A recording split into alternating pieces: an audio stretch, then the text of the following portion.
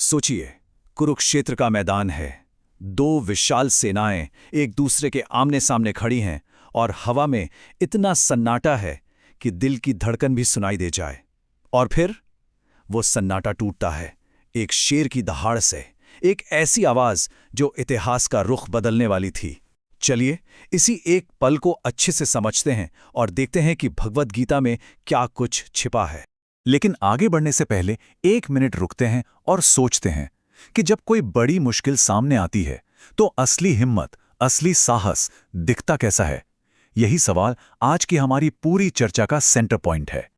तो सीन है कुरुक्षेत्र का। कमांडर है दुर्योधन, कौरव सेना का। ऊपर से तो बड़ा कॉन्फिडेंट दिख रहा है, लेकिन उस बहादुरी के नकाब के पीछे असल में डर का एक अंधेरा कुआं है। वो अपनी ही सेना की ताकत पर डाउट कर रहा है।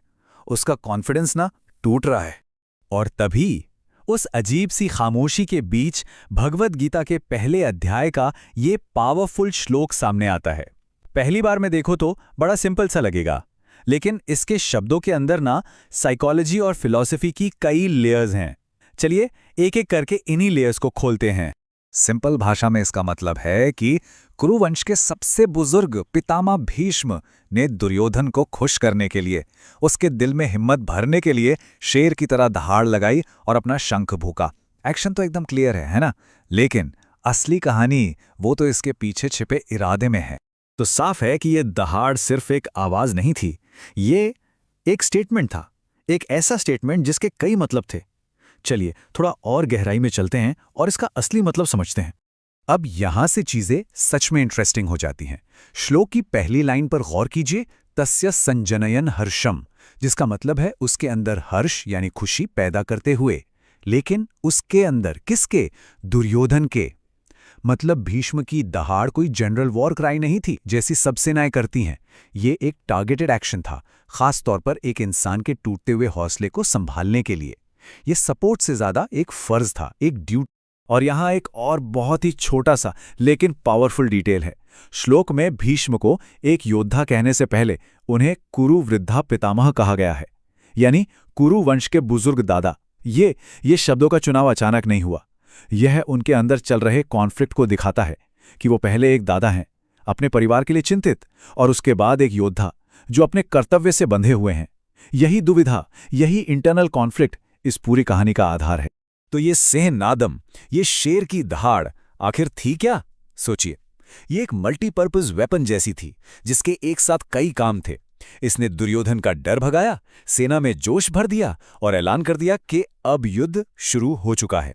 और हां, ये भीष्म का पूरी दुनिया को एक संदेश भी था कि बेशक मैं बूढ़ा हो गया हूं, लेकिन मुझमें अभी भी इतनी ताकत है जिसका सामना करना आसान नहीं होगा।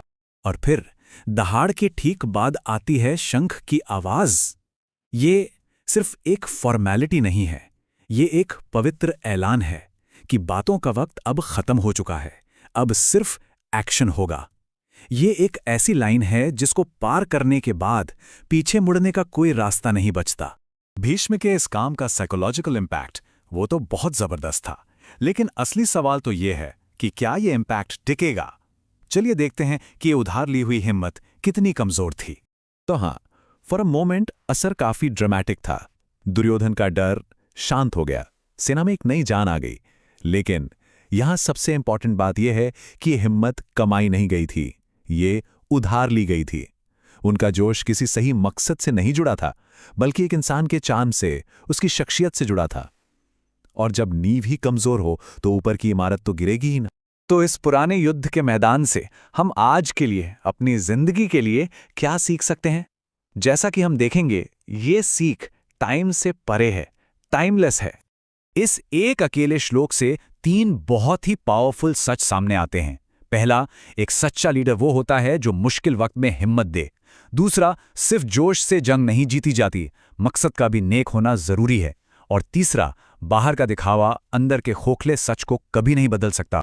तो आखिर में भीष्म की दहाड़ एक टेम्पररी पर्दे की तरह थी, एक पर्दा जिसने कुछ देर के लिए दुर्योधन के डर को तो छिपा लिया, लेकिन इस कड़वी सच्चाई को नहीं बदल सका कि उनका मकसद, उनका कॉज अन्याय यानी अधर्म पर टिका हुआ था। और इसलिए हम इस आखिरी सवाल के साथ रह जाते हैं, एक ऐसा सवाल जो सदियों से गूंज रहा है कि क्या बिना किसी नेक मकसद के दिखाई गई बहादुरी सच में बहादुरी कहलाने लायक है? इसी सोच के साथ आपको छोड़ते हैं।